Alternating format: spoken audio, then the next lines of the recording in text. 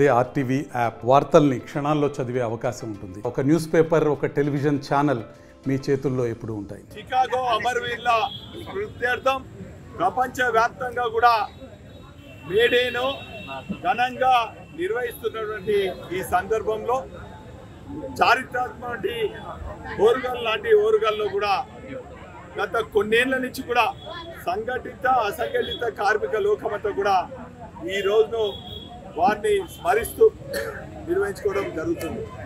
అందులో భాగంగా ఈరోజు హన్మకొండ లష్కర్పేట ప్రాంతంలో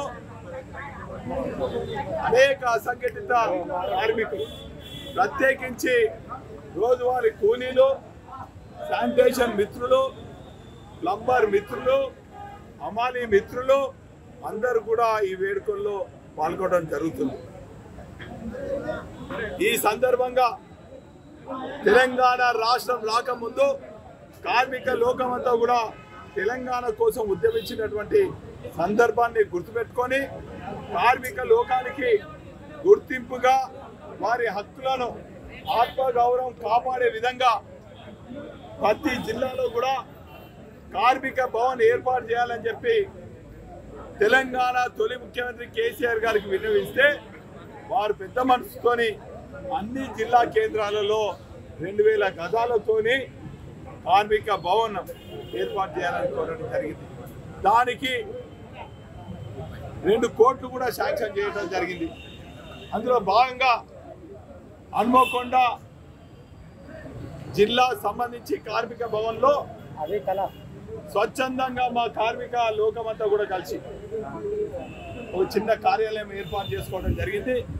ఈ లోప భవనం కోసం నిధులు కేటాయించినటువంటి సందర్భాన్ని నిధులు కేటాయించాలంటే దాన్ని ఈ ప్రభుత్వం రద్దు చేయటం కార్మిక లోకానికి అన్యాయం చేసిందని కూడా ఈ సందర్భంగా తెలియజేస్తున్నాం.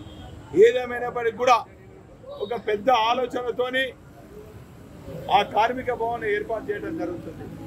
ప్రతి ఏటా కూడా కార్మిక మాసోత్సవాలు జరుగుతున్నటువంటి ఉద్దేశం ఈరోజు మా హమాలీ కార్మికుడు వాళ్ళ కుటుంబంలో మరొక్కసారి హమాలీ వృత్తి చేపట్టద్దు, ఒక మేస్త్రి మరొక్కసారి ఆ కుటుంబం నుంచి తాపి పట్టొద్దు, ఒక ఆటో కార్మికుడు ఆ కుటుంబం నుంచి ఆటో హ్యాండిల్ పట్టొద్దు అనే ఉద్దేశంతో 10 ఏళ్ల నుంచి కూడా కార్మిక మాసోత్సవాలు చేస్తున్నటువంటి సందర్భంగా అనేక సత్ఫలితాలు ఇచ్చినాయి.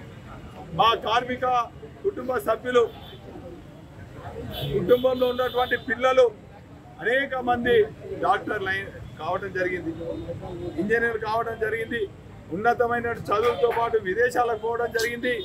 కానీ ఇంకా అనేక మంది కడు పేదరికంలో ఉన్నారు.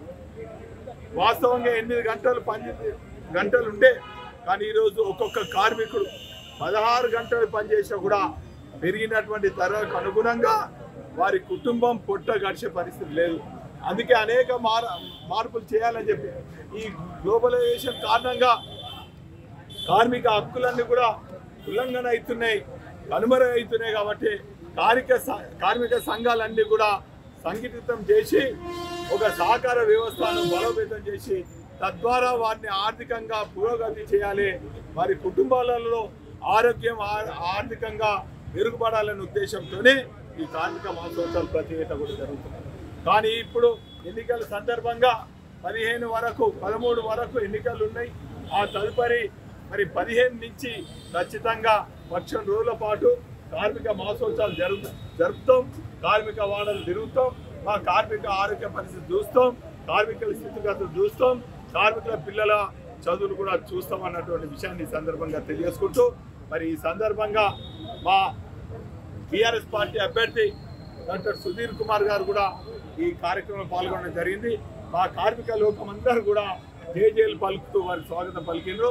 ఖచ్చితంగా మరి కేసీఆర్ గారు ఆశీర్వదించి పంపించినటువంటి డాక్టర్ సుధీర్ కుమార్ గారు మరి సామాన్యుడు, పిలిస్తే పలికేవాళ్ళు, నీతి నిజాయితీ నిబద్ధతలు ఆ కార్మిక లోకం అంతా కూడా వారికి మద్దతు తెలిపి భారీ మెజార్టీతో గెలిపిస్తామని సందర్భంగా తెలియజేసుకుంటాం. మరిన్ని వీడియోస్ కోసం ఛానల్ ని సబ్స్క్రైబ్ చేయండి, లేటెస్ట్ అప్డేట్స్ కోసం వాట్సాప్ ఛానల్ ని ఫాలో చేయండి అండ్ లింక్ డిస్క్రిప్షన్ లో ఉంది.